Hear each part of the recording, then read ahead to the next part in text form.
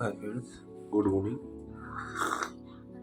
আমি এখন জুলুকে আছি, সকালবেলা টি খাচ্ছি।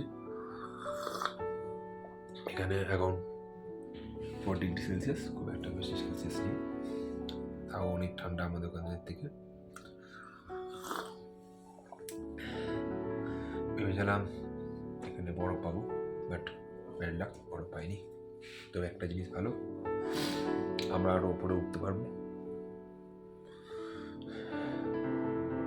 বরফ থাকলে রাস্তাটা বন্ধ থাকতো, তো সেইটা একটা ভালো দিকও আছে বরফটা না ভাবার।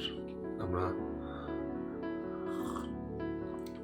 কিছু ভিজিট পয়েন্ট করতে পারবো আর কি, কিছু পয়েন্ট ভিজিট করা যাবে।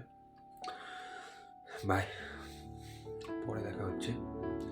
যদি আমরা আরও উপরে যদি বরফ পাওয়া যায় তো আমাদের গুড লাক। মেনলি আমি এখানে এসেছিলাম স্নোফলে পাওয়ার স্যার, কিন্তু ব্যাড লাক আমরা পাইনি। ঠিক আছে, বাই।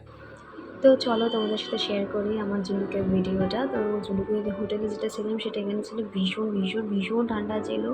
জানি না এত ঠান্ডা আমি কোনোদিন অনুভব করিনি, আগেও গেছিলাম বাট প্রচণ্ড ঠান্ডা ছিল সেটা। তো যাই হোক, তো এখানে ম্যাগিটা খেয়ে আমাদের ব্রেকফাস্ট ছিল ম্যাগি। পাহাড়ের ম্যাগি খাওয়ার একটা আলাদাই মজা। তো তারপর ওখান থেকে খেয়ে সব কিছু মানে আমরা রেডি হয়ে বেরিয়ে গেছিলাম। ওখানকার আশেপাশে সব দেখা, যেমন ছিল আমাদের গুরুদম্বা লেক, যেটা আমরা অগ্রগতি যে থামবি ভিউ পয়েন্ট, চিল্কারা ওটা হচ্ছে এলিফ্যান্ট লেক ছিল।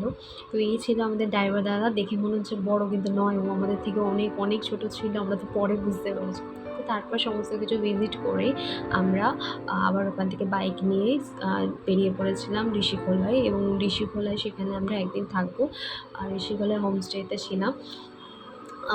কী করেছি সেটা ভীষণ একটা মজা করেছিলাম, সেই মজাটা তোমাদের সাথে শেয়ার করবো। কিন্তু হঠাৎ করে দেখছি ওদের যখন আমরা নামছি তো বাইকটা আমাদের আটকে গিয়েছিলো, সেটা তোমাদের সাথে শেয়ার করলাম, দেখতেই পেলে। তো ফাইনালি বাইকটাকে কিছু অনেক কষ্টে ওরা তুলতে পেরেছে। তো তারপর ওখানে একটু এনজয়মেন্ট করেছিল, বেস্ট বেস্ট বেস্ট দিন ছিল। তো এইটাই ছিল আমার জুলুকের ভিডিও।